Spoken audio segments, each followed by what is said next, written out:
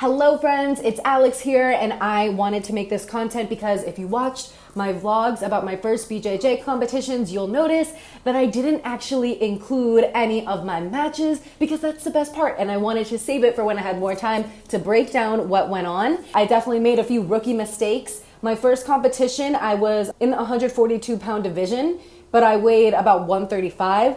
And then my second competition, I just wanted to know what it was like to do a weight cut. So I did 130 pound division, weighed in at 129.8, and kind of did a little bit of a water cut and didn't rehydrate the right way. So let's get right into it. I won't talk any longer. Let's take a look at my first match ever at Jiu Jitsu World League Fullerton. This was May 28th.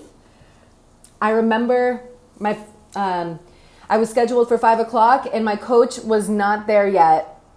I was so nervous, but the girl just looks at me and she's like, hey, it's 5 o'clock, we gotta start, you're the first one up. This is Caroline Zuniga. I think she trains at Checkmat. She is super good. I think a 2-stripe white belt. We're in the first 13 seconds of this clip and we're kind of just getting warm with each other on the feet, fighting for that collar tie. And I'm trying to remember to just get the underhooks, but you'll see since this is my first one, sometimes I get caught with 2 overhooks, which is my demise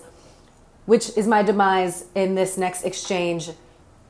At 33 seconds, I remember in this moment, I'm literally thinking about my Monday morning coach who's like, no, Alex, you need an underhook as well when we're working on the feet. Like, you can't get stuck with 2 overhooks. And in that moment that I thought of him, I end up getting taken to the floor and she gets 2 points for the takedown.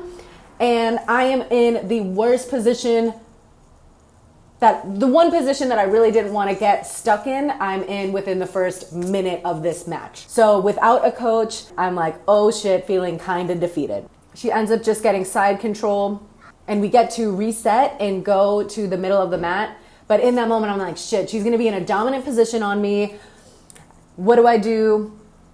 And I remember next time I'm going to make sure to frame on her hips, which I knew, but in the moment of competition, I just didn't think of. I was like just trying to helplessly buck up, but I should be trying to face her more instead of shrimping away from her. Instead of shrimping out and then going the opposite way, I should be going into her, getting a knee on her hip and just not being smothered. She was super top heavy. Definitely my hardest competition of my hardest match out of all 3. And this girl ended up winning first place. So I remember getting out there and being dominated for this amount of time and being like, shit, is this what all the girls will be like? Because I feel like totally weaker and having to really fight for it. So here I managed to get back on top of her,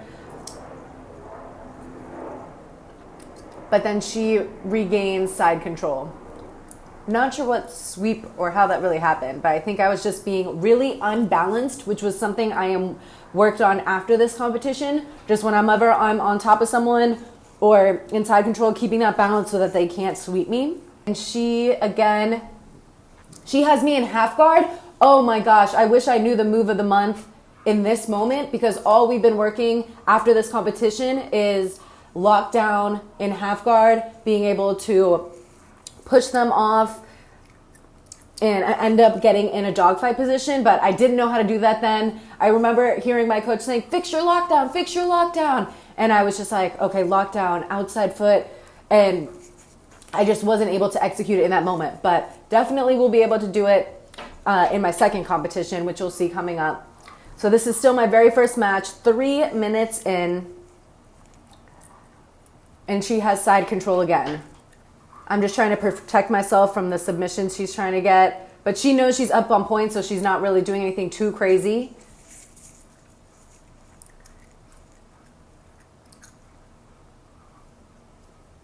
Now we're at 4 minutes of this match. She's probably have like at least 3 minutes of control time at this point. Yeah, here we're at 4 minutes and 20 seconds, and I'm just letting my legs long and dangle. I should be getting them as close to my butt as possible and hipping her off me, making space for a knee frame. But yeah, I'm just lying there like a dead fish. And I was tired. I didn't think I was going to be that tired. But like people just squishing you for 3-4 minutes straight, you run out of breath. So we have 4 minutes and 40 seconds of this video in, which means the match is probably coming somewhat to a close end. I do remember I managed to get out of this position when she tries to take my back or gift wrap me or something. I managed to get out and I sit back for a heel hook. And I actually get the arm position, but I don't have my, I move my hip or my foot to her hip. So it was kind of close. Like I could have worked for it, but it still wasn't like actually there. And then the match ends. So yeah, a desperation leg lock at the end, which was super sloppy and foreshadowed my third match in my second tournament. I ended up getting a straight ankle lock and not being able to finish it. So this is just foreshadowing that I needed to work on that when it comes to my next competition. So that was my first match ever, and I just felt completely defeated, but things get better. But my second match, and honestly, after my first match, I was kind of just like, do I even want to keep going? That was terrible. She pulls guard super aggressively.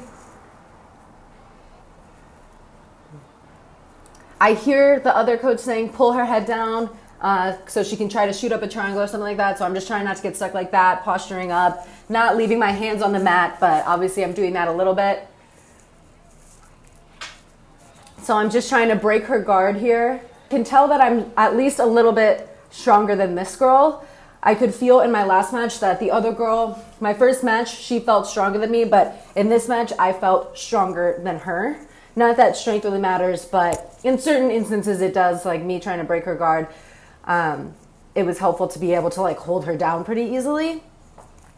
So here she opens her guard to try to shoot a triangle on me or something, and this is my chance to escape out of it. The camera angle is not that great here, but I end up finishing my pass and ending up controlling her from the side, and then they're gonna reset it because we're off the mat. So I'm feeling pretty good here. We're about to reset and be at 7 minutes of this clip. So we get reset and I am fairly confident in this position. I'm just working on balancing over her and trying to keep control, but she's doing a really good job of hipping out, but she's facing her back towards me, so I feel like I can capitalize off that. Her arm over me was holding me down, but it wasn't too much of a threat. I could feel her one leg trying to pass around, but yeah, so here I'm just like scrapping to keep control over her. I remember in this one I was like, oh, I gotta be more aggressive, because in the last one I just wasn't using all my limbs in a smart way. So here I'm like using what is this?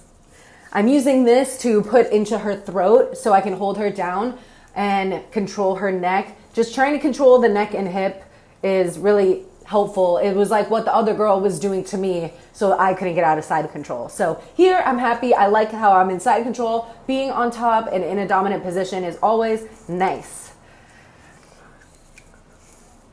So we're at 7 minutes and 45 seconds. She almost gets out, but I'm able to maintain control. And now I hear, and my coach is telling me shoulder pressure on the face. I do shoulder pressure and end up moving to full mount. I actually think I skipped knee on belly, but as soon as I'm in full mount, I end up getting a head and an arm. And you'll see from this other angle, I have a head and arm choke. I literally have it in mount. I can tell I'm squeezing her hard, but I didn't think she was gonna tap. And then she ends up I didn't feel this, but letting her arms go. I don't know if she was actually out or maybe she just had a panic attack. And then like let go like that. We also had I don't know if you guys saw that viral clip at Jiu Jitsu World League where the referee didn't stop a match after a girl was being choked for a minute and she literally had to be CPR'd back to life. Yeah, so that just happened. So the ref was very quick to kind of be like, hey, her arms are limp, get me the fuck off her. So I just feel the ref on me and I let go of the submission, and that's my first ever submission. in my second match at Jiu Jitsu World League, head and arm choke. Match 3. So my strategy going in here was just to counter wrestle a little bit. My coach's advice was to let her come to me and not force anything from my wrestling perspective, because I just, at this point, don't have that much wrestling going for me. And yeah, my strategy is just to have her come to me, which happens for the first minute. She really starts to be a little bit more aggressive with me, coming at me quicker. And here at 12 minutes and 40 seconds, I can feel that she's going over my back. And if I let her have this position, she's just going to go and take my back standing. So instead of letting her go after and take my back, I literally have my underhook under her, grab her shoulder, and do some type of judo throw. I forget the exact name, but Fletcher told me. And I use my leg to kind of kick back to throw her completely off balance. And it ends up being a short little judo throw to the ground. I honestly kicked back so hard. If I did it any harder, I would have fell forward and lost my balance on it and ended up rolling with that momentum. But here at 12 minutes and 43 seconds, you can see I control the takedown and end up having her inside control. And so I basically just hold this position for a whole minute here. I try to keep my knee on her hip so that she can't move and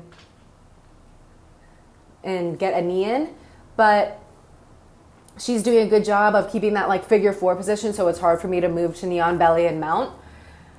And we're getting so close to the side that they're going to break it, and we're going to reset in the middle of the canvas. And I do remember a thought going in my head when I had her inside control. I thought of everyone else watching. I'm like, this is probably so boring. Like, I should really try to go for a submission. But when you're doing a tournament like Jiu Jitsu World League and points are the main thing, it's honestly, you should be thinking with a points mindset. Like, I shouldn't have tried to force a submission just because I felt like people were bored watching. So I end up getting unbalanced, and we're at 14 minutes and 48 seconds. And at 14:54, she was able to hip thrust and get me a little unbalanced, but I end up in a mount position. And I get unbalanced again, and she ends up in my half guard, and then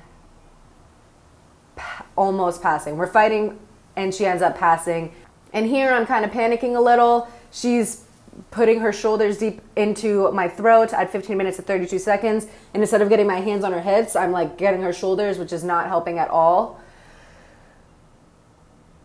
And I'm trying to push her off me to get a knee in, but she's going around at 15:43.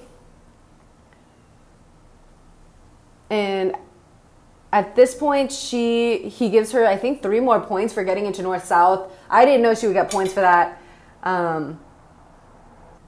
Fast forwarding, she has side control. I'm trying to get out.